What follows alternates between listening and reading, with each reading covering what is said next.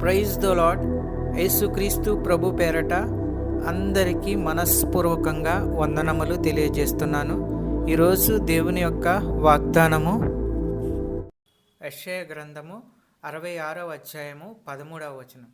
ఒకని తల్లి వానిని ఆదరించినట్లు నేను మిమ్మును ఆదరించదను.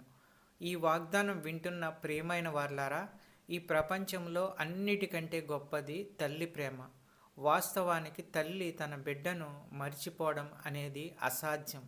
తల్లి తన బిడ్డలకు దుఃఖం వచ్చినప్పుడు ఓదార్చుతుంది, ఆదరిస్తుంది. ప్రపంచంలో ఎవ్వరూ అలా చేయలేరు. మనుషులైతే కొంతసేపు ఓదార్స్తారు. ప్రియమైన సహోదరి, సహోదరుడా, మన దేవుడు ఏమని వాగ్దానం చేస్తున్నాడంటే, తల్లి ఆదరించినట్లు నేను మిమ్మల్ని ఆదరిస్తాను అంటున్నాడు. మీతోనే వాగ్దానం చేస్తున్నాడు.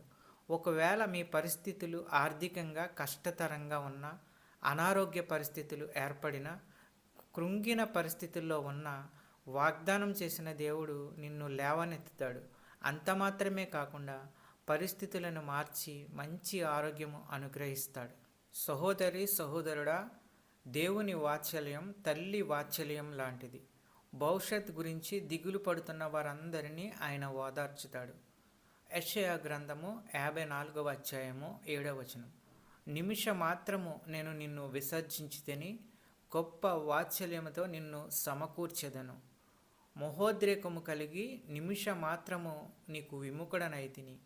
నిత్యమైన కృపతో నీకు వాత్సల్యము చూపుతును అని నీ విమోచకుడగు యెహోవా సెలవిచ్చుచున్నాడు. పర్వతములు తొలగిపోయినను, మెట్టలు తత్తరిల్లినను నా కృప నిన్ను విడిచిపోదు. సమాధానం విషయమైన నా నిబంధన తొలగిపోదు అని నీ అందు జాలిపడు యెహోవా సెలవిచ్చుచున్నాడు. చెప్పబడిన వాక్యము దేవుడు మనందరి జీవితాల్లో దీవించి ఆశీర్వదించునుగాక. వాక్యమును బట్టి ప్రార్థించుకుందుము. పరిశుద్ధుడా, ప్రేమగల తండ్రి, మీ యొక్క శ్రేష్టమైన నామమునకు వేలాది స్తోత్రాలు, వందనములు చెల్లించుకుంటున్నాము.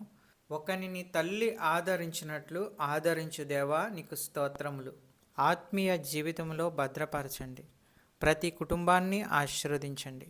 ఎవరైతే ప్రార్థనలో ఏకీభవిస్తున్నారో వారందరినీ బలపరిచి శక్తివంతులుగా చేసి కాపాడండి. నజరేయుడైన యేసుక్రీస్తు ప్రభు పేరట అడిగి ప్రార్థించుచున్నాము తండ్రి, ఆమెన్. ఈ యొక్క వాగ్దానాలను లైక్ చేయండి, సబ్స్క్రైబ్ చేయండి, అందరికీ షేర్ చేయండి. దేవుని యొక్క సేవలో పాలిభాగస్తులు అవ్వండి. మీకు అందరికీ వందనాలు తెలియజేస్తున్నాను.